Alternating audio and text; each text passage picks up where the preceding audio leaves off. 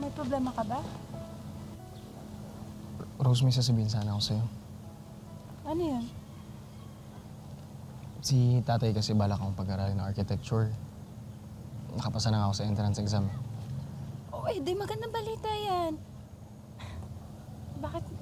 Bakit malungkot ka? Kaso sa Bicol, Rose, mas mainam kasi makapagtapos ako ng pag-aaral para mas makahanap ako ng magandang trabaho. Rose, gusto ko kasi kitang bigyan ng magandang buhay. Iniisip ko na yung kinabukasan natin.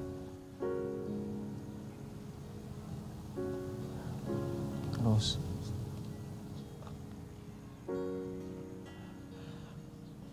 Huwag kang mag-alala. Ha? Hindi kita kakalimutan. Lagi akong magpapadala ng sulat para sa'yo. Pangako ko yan.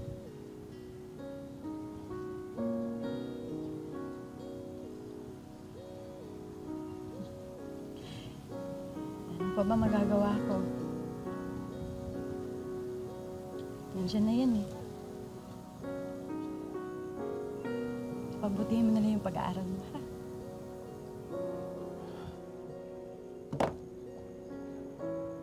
Salamat, Rose. Aantayin kita, ha?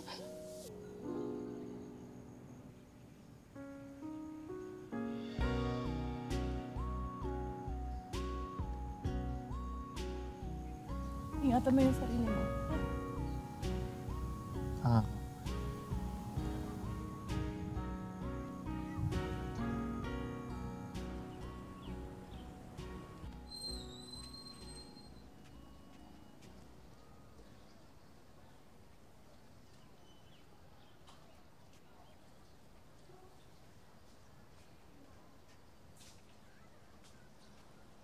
Kung ako sa'yo, hindi na ako aasang babalik pa yung Jonathan na yan. Eh di ba nga, ilang beses ka na nagpadala ng sulat dyan? Ako pa nga pinagsulat mo eh. O ano, wala man lang pasabi. Kahit man lang sabihin niya na, Hoy, buhay pa ako! Hayaan mo na. Baka naman kasi busy lang yun. Ewan ko na lang, Rose, pero kung ako sa'yo, itigil mo na yung paghihintay mo sa kanya. Pinapaasa ka lang nun. Kung ako sa'yo, maghanap ka na lang ng lalaking magpamahal sa'yo.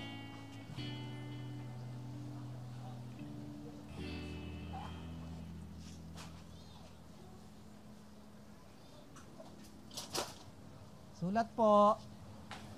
Oh, tignan mo. May sulat ako. Kuya?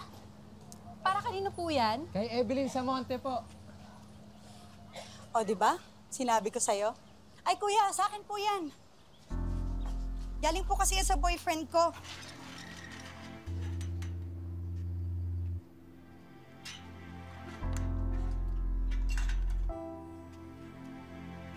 Ito po. Ay, thank you po. Pirma na lang. Yan po. Salamat. Thank you.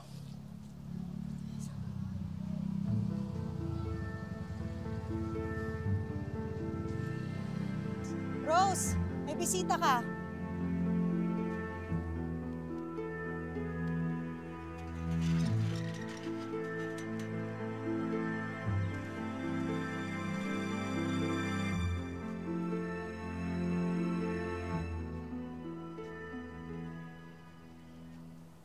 Hindi ka lang nakapag-aral, hindi ka na sumulat.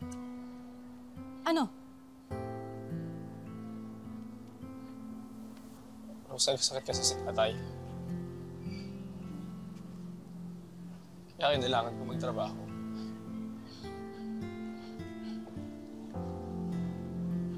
Rose, alam ko pinangako ko sa'yo, bibigyan kita ng magandang buhay, pero nabigo yung tao eh.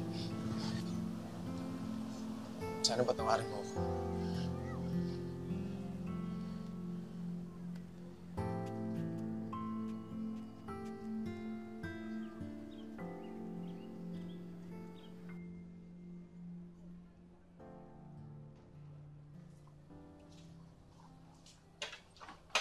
Salamat.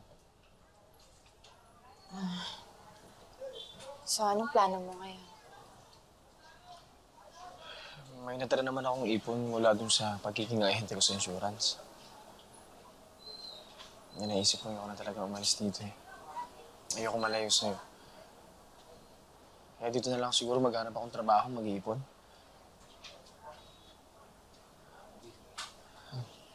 Tsaka Rose, hindi ko sana mabibigla. Gusto sana kitang iyain magpakasal.